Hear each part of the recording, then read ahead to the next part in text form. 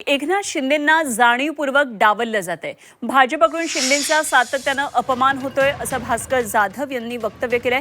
आमदार भास्कर जाधवांनी भाजपवर ही टीका केली आहे। तर शिंदेंच्या लोकांची कामं अडवून ठेवली जातात, दिलदार शत्रू परवडला पण असा मित्र नको असं भास्कर जाधव यांनी म्हटलंय।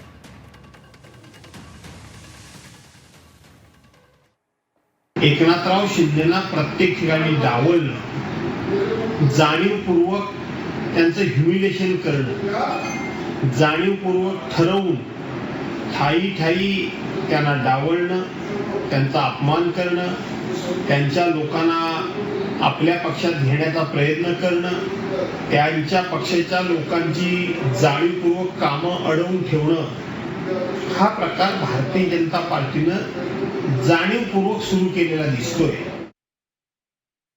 सातत्याने विश्वासघात दिसतो।